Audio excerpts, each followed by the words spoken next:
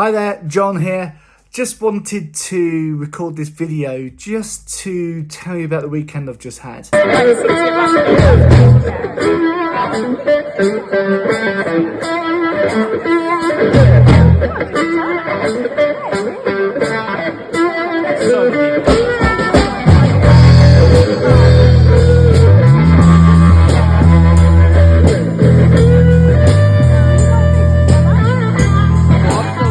What I'm also going to tell you about is something that I bought as well, the Spark Link, which is a wireless transmitter for my guitar. And I want to tell you a bit about my experiences with that.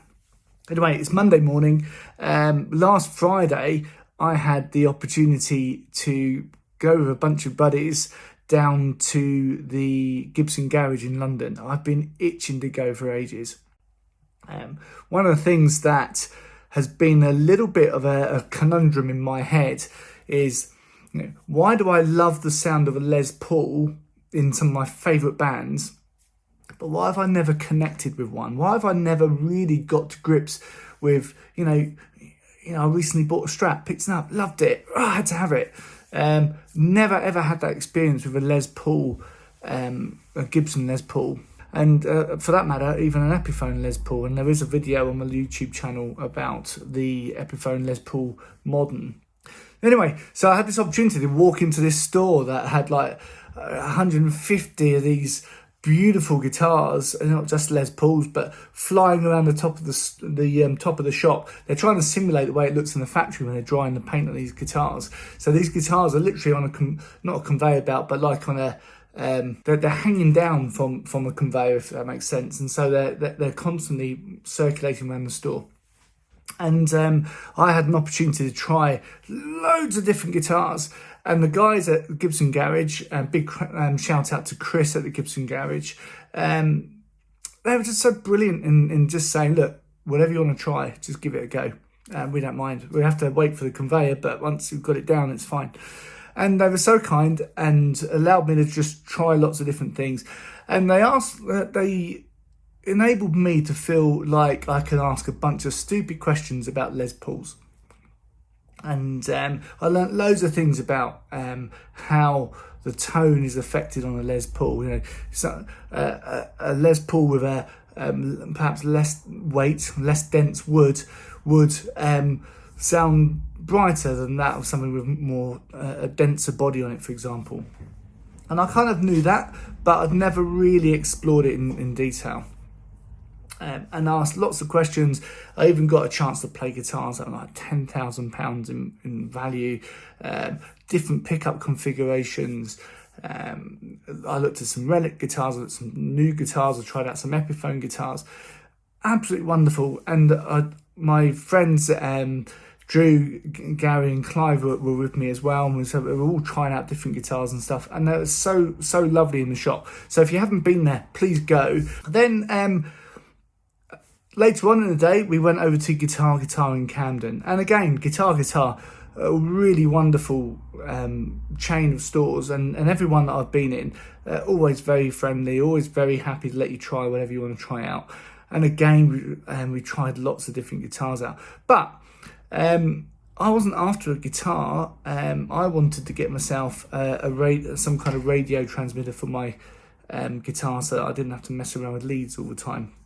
And I've been umming and ahhing over this for ages, and I've heard really good reviews about a certain brand, and so I got myself a pair of these.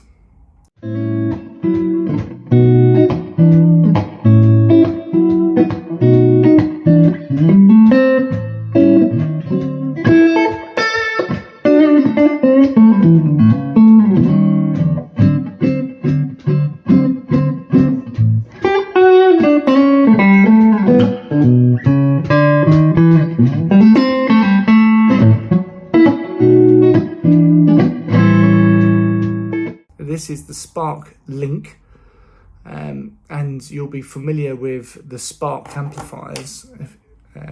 I actually have a Spark Go, which is an awesome little practice amplifier that you can go anywhere with, and I've taken that on trips with my electric, and it's great for a hotel room and so forth.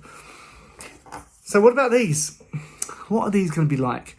So I've tried a few transmitters. I've tried some where I've felt like I've strummed first and then heard what I've played about a millisecond later, which is a bit off-putting. I've tried some where I've walked away from the amp, and what I've found is that the distance has just not worked. Either the signal's cut out or it's just not consistent, or it's affected the tone. And so I was kind of a bit worried, because obviously I'm not a professional guitarist. I am someone who is a hobbyist at best. So would these stand up? Well, I've seen some good reviews for these. And so I thought I'd take the plunge. I had some money left over from some relatives had given me for my birthday, and I thought, great, I'm going to just spend it and try it out. So on Saturday, I had the opportunity to try them out. Johnny, be good. Go, go. Go, Johnny, go, go, go. Go, Johnny, go, go, go. Go, Johnny, go, go, go. Go, Johnny, go, go, go. Johnny, be good. And my mate was having a party in a recreation ground in Shalford, not far from where I live in the Cambridge area. And it's a lovely open air thing. The weather held off, thank God. And the band was playing, and we played for 2 hours. So what did I discover about these? Wow. Okay, well, first up, I was nervous because I'd not tried them in a gig. So I was doing this like it was one of those situations where I'm going to plug these in and see what happens. So I did get them out of the box the night before. I did charge them up. The charging cable is a two-headed cable, so you can plug that one in the plug end, and then these two just plug in. So you can charge them at the same time, which is awesome. So I charged them up overnight, and basically when you turn them on, there are switches on them, as you can see. They're on-off switches. When you turn them on, they automatically search for each other. And then once they've found each other, they're connected. And they flash blue until they're connected. And I plugged them in. And I forgot that I had a wireless transmitter. Actually, that's not true. I didn't forget. I knew, because I was a bit nervous. But I had this funny situation where I plugged the receiver into the Blutone GP200 that I use for my effects, and I plugged it in, got playing, and we were doing Black Magic Woman by Santana, and it's probably the best I've played that intro. I was so chuffed. My PRS SE Styler was sustaining beautifully for that song. Love playing it on there, and I got to the end of that riff. And I looked round behind me, looked back, and my guitar had cut out. And of course, my brain went, oh my God, it's a bloody transmitter thing. And I'm looking at it, the lights are on, and there's nothing obvious there that's different. And I'm looking at my amp, and I'm thinking, what the hell's going on? And I realised that all I'd done was actually that somehow my foot had knocked the volume pedal on the Blutone, completely cut the signal. So I'm like gesticulating to the band, keep playing. And then I realised what had happened, and I kicked back in again and then did the rest of the song. So that was the only moment where I thought, oh, I've got a transmitter on my guitar. The rest of the gig, I absolutely forgot these were plugged in, right? My tone was the same. The simplicity of this, they just fitted in with what I needed. What can I say? From my perspective, I would totally recommend these. I'm not being paid to say this. I bought these myself. I would have absolutely bitched about these if these had let me down. But I played a good 2 hours, and the battery life was still about 60-70% at the end of it. The LEDs on the front tell you, and they change colour depending upon battery power. So if you are looking for something like this, I do recommend you give them a go, because they look smart. They fitted nicely on my Starler, which is like a Les Paul shape, with without a reset jack socket, and it fitted well on my Strat as well. So, and of course, you've got this flexibility that you can bend them to put in the right shape. The thing I learned about using these on my Blutone was that if you plug the receiver, and it says receiver as you can see RX on this unit, so you can tell which one it is, but the gold helps. The gold one receiver, black one is the transmitter. When I put them in the Blutone, I had it in like that, and that was right behind where the expression pedal is on the Blutone.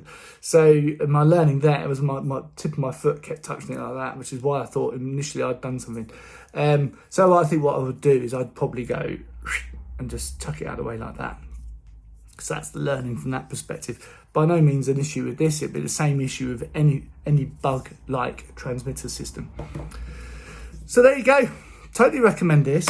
I do recommend this as a little practice amp if you want to get anywhere. I'm doing lots of positive grid loving, it would appear. Yeah, do check out these this sort of transmitter system. If you are looking to get rid of your cable,